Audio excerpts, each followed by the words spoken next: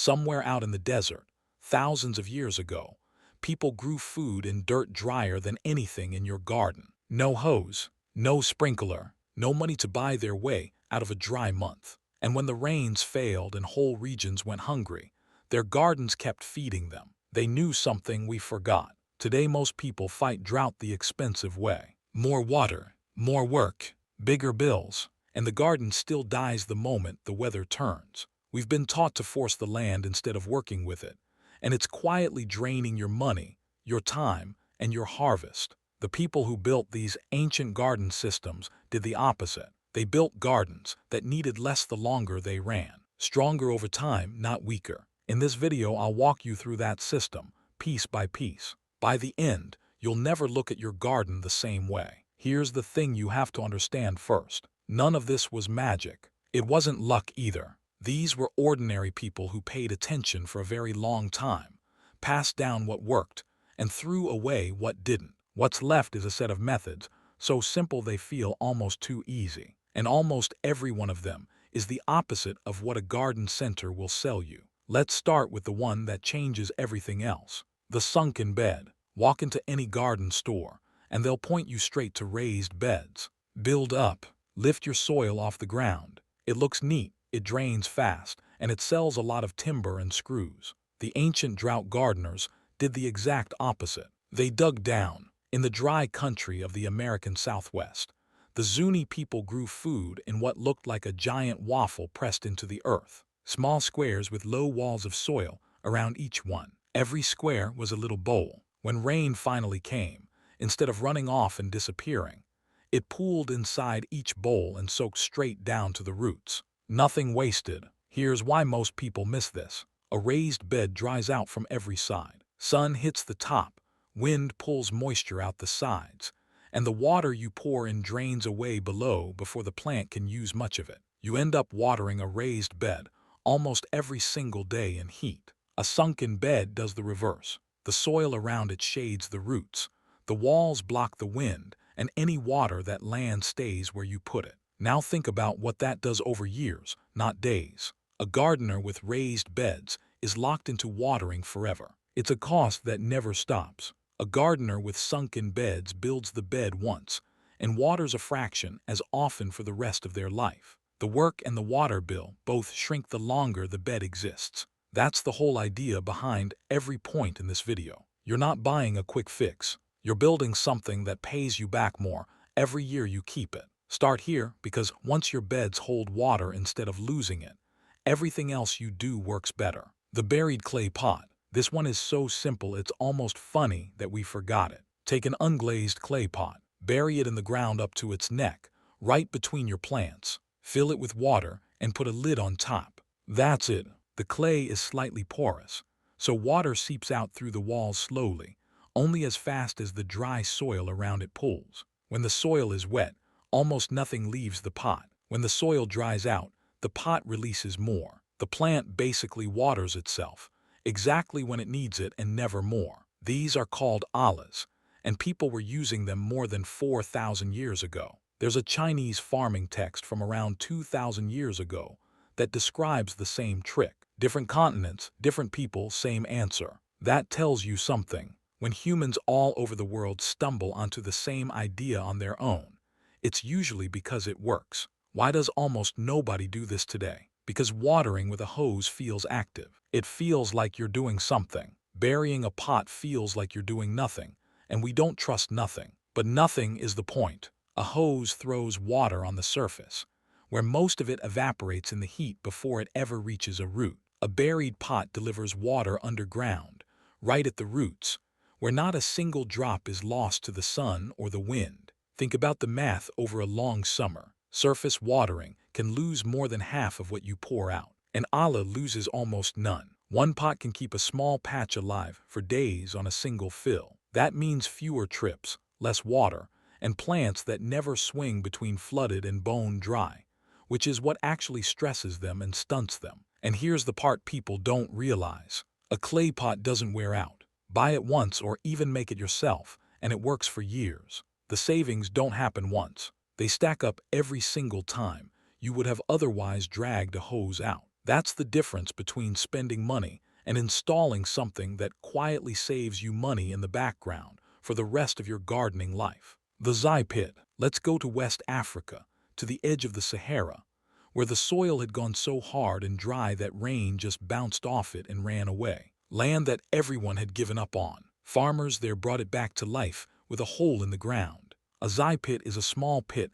dug into the dead, crusted soil. Into each pit goes a handful of compost or manure. Then a seed. That's the whole technique, and it does three powerful things at once. First, the pit catches water. When rain falls on flat, baked ground, it slides off. When it falls near a pit, it drops in and stays. Second, the compost in the bottom holds that water like a sponge and feeds the young plant at the same time. Third, the smell of that compost pulls in termites, and the termites dig tunnels through the hard soil. Those tunnels break up the ground and let water and roots travel deeper than they ever could before. The farmer didn't have a plow. The insects did the plowing for free. Most people overlook this because it sounds like more work, digging individual holes. But look closer at what you're really doing. You are putting your water and your fertility in one exact spot, right where the plant will use it, instead of spreading it thin across a whole field where most of it is wasted.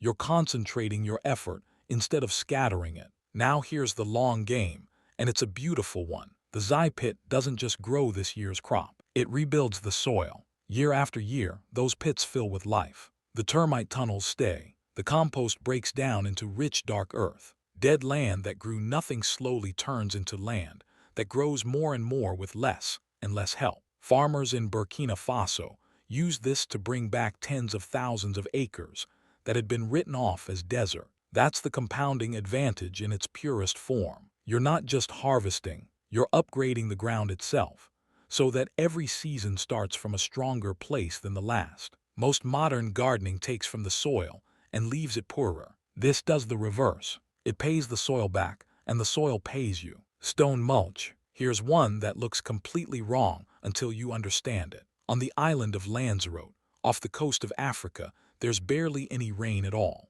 It's volcanic, dry, windswept. And yet there are vineyards there, grapes growing in what looks like a field of black gravel. The growers cover their soil with a thick layer of small volcanic stones, dig a little hollow, and plant right in the middle. Ancient people in the American Southwest did the same thing with gravel and rock chips spread across their growing patches. We found these stone-covered gardens that are centuries old. It seems backwards. Stones are dry. Stones get hot. Why would you cover your soil with the dry, hot thing? But that top layer of stone is doing a quiet, clever job. During the day, it shades the soil underneath and stops the sun from baking the moisture out. At night in the desert, the temperature drops fast, and the stones cool quickly and pull moisture out of the air. That drips down into the soil below. The stone layer is catching water out of thin air and stopping the soil from losing what it has. It's a one-way valve for moisture. Water gets in. Water doesn't easily get out. The reason almost nobody does this is that it doesn't look like gardening. It looks like a driveway. We expect a garden to be soft, dark, bare soil, because that's what we've always seen. But bare soil in the heat is a leak. The sun pulls water straight up out of it all day long. And think about the lifespan of this one. Compost mulch rots away, and you have to keep replacing it. Wood chips break down. Stones don't. You lay them down once and they keep working, doing the exact same job for decades. There's no annual cost, no resupply, no rotting. It's one of the only things you can add to a garden that genuinely never needs replacing. You pay the effort one time and collect the benefit for the rest of your life. That's the kind of trade the ancient gardeners were always looking for. The living mulch. Now we get to a trick that hides in plain sight, because it's not a tool you buy or a hole you dig. It's the way you arrange the plants themselves. The famous one is the Three Sisters, grown by native peoples across the Americas long before us. Corn, beans, and squash, planted together in one mound on purpose. The corn grows tall. The beans climb the corn so they don't need a pole. And the squash spreads its big wide leaves low across the ground, covering every inch of bare soil. Those leaves are the secret in a dry climate. They throw shade over the dirt all day, so the sun can't bake the moisture out. Living mulch, mulch that grows itself, repairs itself, and feeds you on top of everything else. Most modern gardeners do the opposite without thinking about it. We plant in neat single rows with bare ground between them, because rows look tidy and they're easy to weed. But every strip of bare ground between your rows is the sun's doorway into your soil. It's where your water escapes and your weeds move in. You've built leaks into your own garden for the sake of looking organized. When you cover the ground with the right plants instead, three good things happen at once and they all stack. The soil stays cool and damp so you water less. The weeds can't get the light they need to sprout, so you weed less. And in the case of the beans, they actually pull fertility out of the air and put it into the soil. So over time, the patch gets richer instead of poorer. Here's the part people don't see. This isn't just a watering trick. It's a labor trick that compounds. The bare-row garden demands more from you every week. More watering, more weeding, more feeding forever. The covered garden quietly takes those jobs off your plate and does them for you. And it gets better at it as the plants fill in. You're not working harder to fight nature. You've arranged things so that the plants do the maintenance, and you just collect. The lesson underneath, this one matters for everything else. The drought gardeners almost never used one plant to do one job. They stacked jobs. One planting that feeds you, shades the soil, blocks the weeds, and builds fertility. 4 returns from one bit of effort. That's how you garden like someone who's thinking 10 years ahead instead of 10 days. Catching the rain before it leaves. Let me tell you about the driest piece of cleverness on this whole list. In the Negev desert, in what's now Israel, there's a region that gets almost no rain, just a few inches a year, and most of it comes in short, hard bursts that vanish in minutes. 2,000 years ago, the Nabateans grew vineyards and orchards there, not by finding water, by refusing to let any escape. They covered the bare hillsides with patterns of cleared stone and low walls that funneled every drop of rain that hit those slopes down into the fields below. A small channel here, a low stone dam there, all built to gather the runoff from a huge area of dry land and pour it onto one small patch of crops. They turned the whole desert into a giant funnel pointed at their plants. A field might collect the rain that fell across an area 30 times its own size. In your garden, the same idea is called a swale, which is just a fancy word for a shallow ditch dug along the level of a slope. When rain runs downhill, the swale stops it, holds it, and gives it time to sink into the ground, instead of rushing off and disappearing down the street. Why do most people miss this completely? Because we treat rain as something that just happens to us. It falls, we see puddles, the puddles dry up, and we never think about where all that water went. But on any sloped ground, most of your rain is leaving. It runs off the hard surfaces, down the low points, and out of your property entirely, and you never even saw the gift you lost. Now think about the long term. Every swale you dig keeps working for free, every single time it rains forever, with no effort from you after the first day. And here's the deeper payoff. The water it traps doesn't just sit there. It sinks down and recharges the ground, raising the moisture deep below your whole garden. Over years, the land around a swale gets greener and richer on its own, because you stopped throwing away the one free resource that falls out of the sky. You're not buying water. You're keeping the water you were already being given and refusing to spend it. The buried wood bed. This next one sounds strange the first time you hear it. You bury wood. Logs, branches, sticks, dead and rotting right down in the ground. And then you build your garden bed on top. Old European gardeners did this, and the idea shows up in dry farming traditions in different forms all over the world. The name people use now is hugelkultur, which just means hill culture. But forget the name. Here's what actually happens underground, and it's brilliant. Wood is like a sponge. As it slowly rots, it soaks up water and holds on to it, releasing it back slowly over a very long time. So you've buried a giant water reservoir right under your plant's roots. When it rains or you water, the wood drinks deep. When the dry spell comes and the surface goes dry, the roots reach down and drink from that buried sponge that's still full. A bed like this can go through a long dry stretch without watering at all, because the water is stored where the sun can never reach it. But it does more than store water. As the wood rots, it slowly turns into rich, dark soil and feeds the plants for years. It also makes heat as it breaks down, warming the roots. and it leaves the soil loose and airy as it goes. People skip this because it feels like the opposite of common sense. We're taught to dig dead wood out of a garden, not bury it, and it's a bit of work up front, digging the trench and filling it.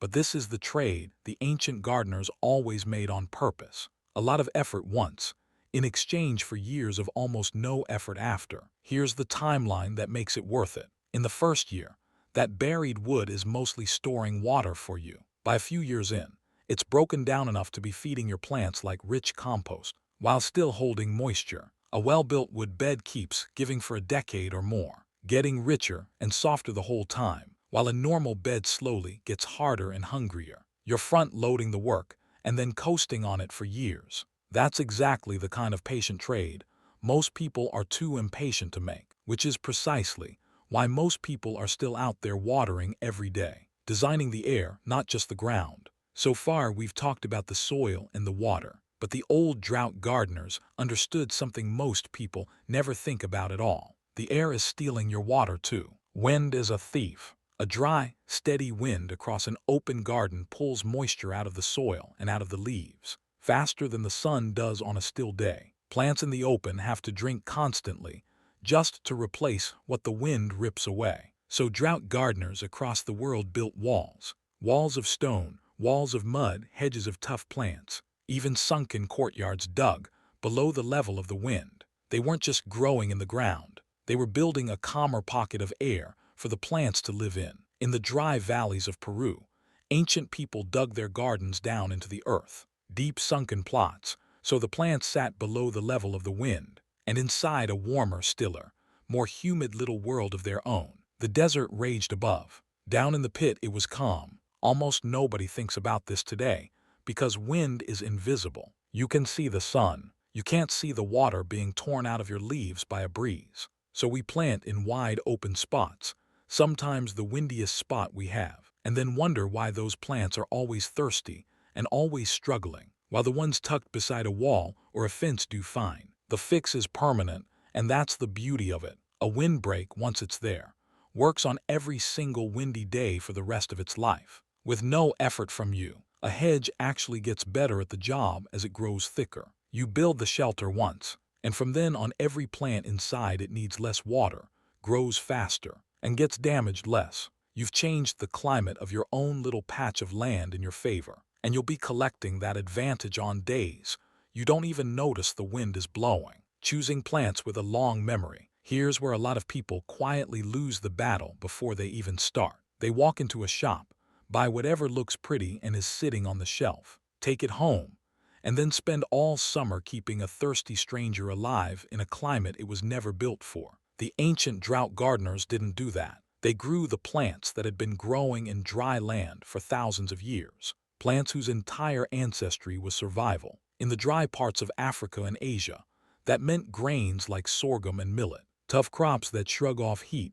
that would flatten a softer plant. In Mexico and the dry Americas, that meant the agave and the mesquite and squashes, bred over countless generations to need almost nothing. These weren't delicate plants being bobbied through a drought. They were plants that expected the drought and were ready for it. The reason this gets overlooked is that we shop with our eyes and our habits, not with our climate in mind. We grow what our parents grew, or what the picture on the seed packet looks like, or what everyone else on the street is growing, even if our street is bone dry. We pick the plant first, and then try to bend the weather to fit it, which is a fight you can't win. Flip it around, and everything gets easier. Choose plants that already belong in dry conditions, and the plant does the hard work of surviving instead of you. You water less because it asks for less. You lose fewer plants because they were never on the edge of dying in the first place. You spend less because you're not constantly replacing the ones the heat killed.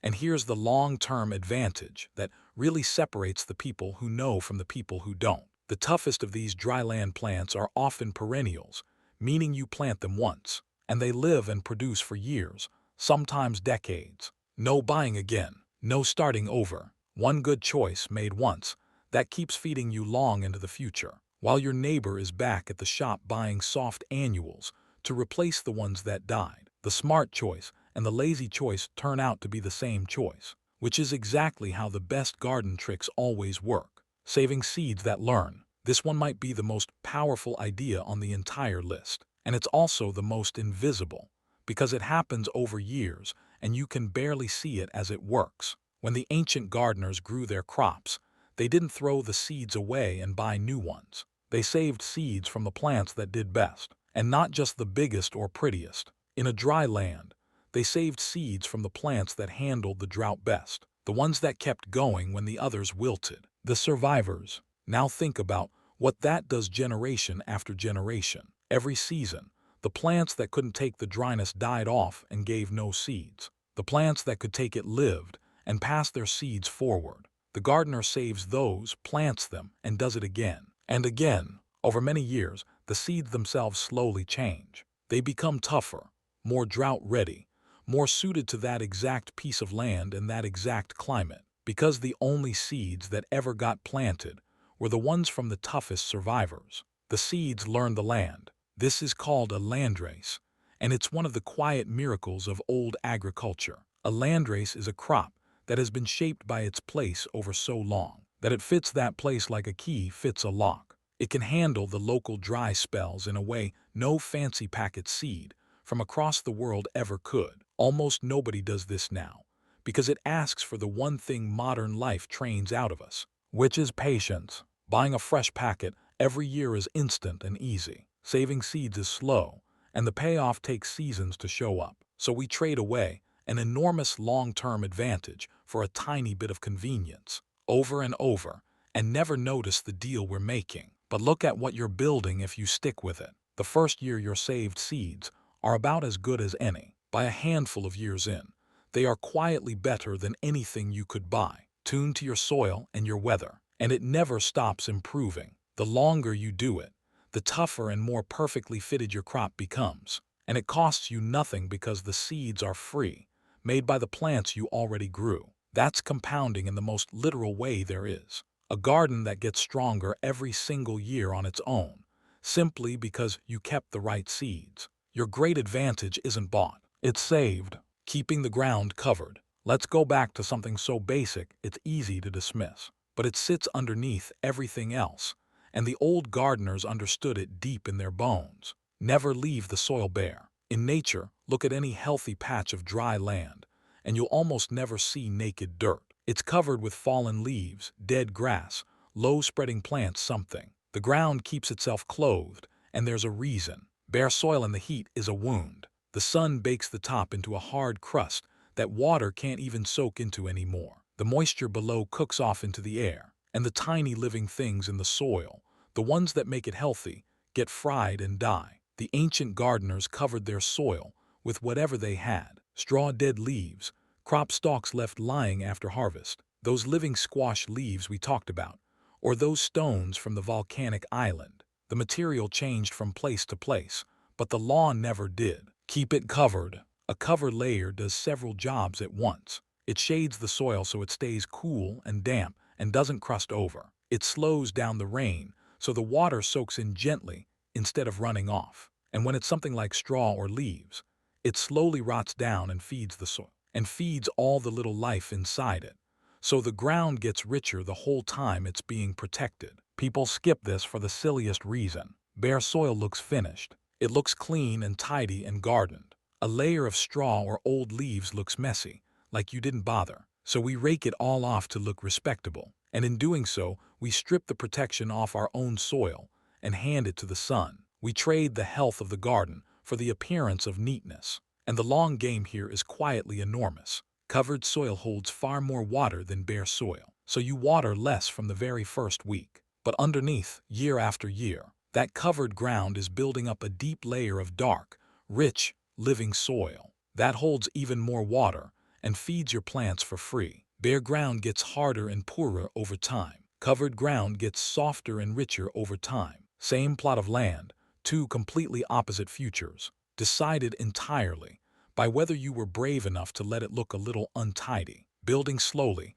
then letting it run. The last one isn't a single tool. It's the way of thinking that holds the whole system together. And it's the real reason these gardens survived droughts that destroyed everyone else's. Every method we've talked about shares one shape. You do real work at the start, one time, And then you collect the benefit for years with very little effort after. You dig the sunken bed once. You bury the pot once. You build the swale once, plant the windbreak once, lay the stones once. None of them are quick. All of them are permanent. The ancient gardeners weren't lazy, and they weren't in a hurry. They built slowly on purpose, knowing that what they made would outlast the work many times over. This is the exact opposite of how most people garden now, and it's why most people lose to the weather. We want results this weekend, so we reach for the fast thing, the thing you do over and over, the watering and the feeding, and the replanting that never ends. It feels productive because you're always busy, but busy isn't the same as winning.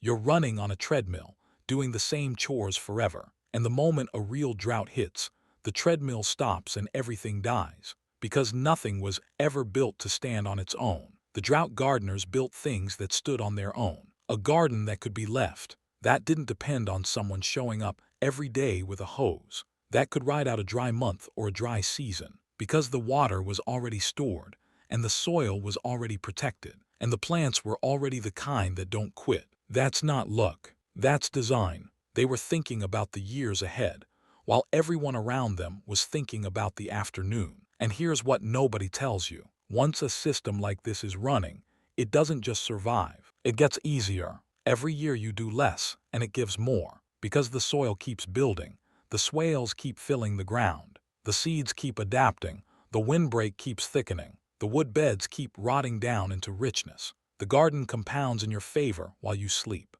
The hardest part is the start, and once you're past it, you've bought yourself a thing that pays you for the rest of your life. So here's where I'll leave you, because the worst thing you could do is watch this, nod along, feel a little smarter, and then change nothing. You don't need all 12 of these. That's not how it works, and that's not the point. The whole idea behind this ancient system is that even one good permanent choice beats 100 frantic chores. So pick 2, maybe 3 if you're feeling bold. Look back over this list and find the ones that fit your land, your weather, your patch of ground, and choose them on purpose. Maybe for you it's sinking your beds instead of raising them, and burying a few clay pots so the watering takes care of itself. Maybe it's covering your bare soil and starting to save your toughest seeds, so that years from now, you're growing a crop that's quietly built for exactly where you live. It doesn't matter which 2 you pick. What matters is that you actually do them, and that you do them as things you build once and keep,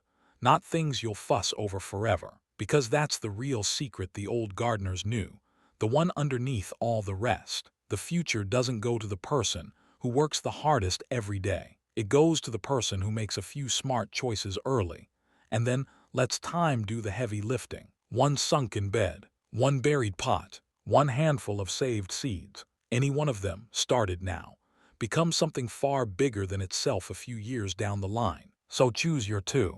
Build them this week, while it's fresh before the feeling fades, and life pulls you back to the easy, busy, losing way of doing things. Build them once, and then let the drought come. You'll be ready, and you'll be one of the very few people who actually knows why.